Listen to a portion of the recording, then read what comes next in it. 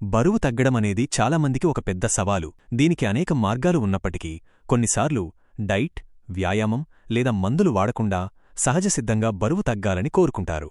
అటువంటి వారికి వంటింటి చిట్కాలు చాలా ఉపయోగపడతాయి. 1. నిమ్మకాయ, తేనె, గోరువెచ్చని నీరు.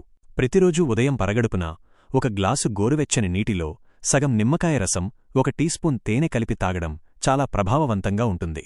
నిమ్మకాయలో ఉండే విటమిన్ సి శరీర జీవక్రియ, మెటబాలిజంను పెంచుతుంది. తేనె జీర్ణక్రియకు సహాయపడుతుంది.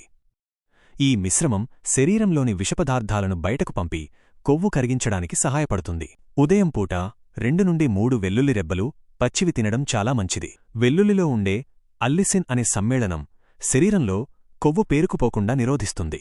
ఇది శరీర ఉష్ణోగ్రతను పెంచి కొవ్వును కరిగించడంలో సహాయపడుతుంది. 1 గ్లాసు వేడినీటిలో చిటికెడు దాల్చిన చెక్క పొడి, 1 లవంగం వేసి మరిగించి ఆ నీటిని తాగండి. ఈ మిశ్రమం శరీరంలోని జీవక్రియ రేటును పెంచుతుంది. ఇది కొవ్వును త్వరగా కరిగించడానికి సహాయపడుతుంది. 5. మెంతులు. రాత్రిపూట 1 టీస్పూన్ మెంతులను నీటిలో నానబెట్టి ఉదయం ఆ నీటిని తాగండి. మెంతులలో ఉండే ఫైబర్ ఆకలిని తగ్గిస్తుంది, జీర్ణక్రియను మెరుగుపరుస్తుంది. ఇది రక్తంలో చక్కెర స్థాయిలను కూడా నియంత్రిస్తుంది.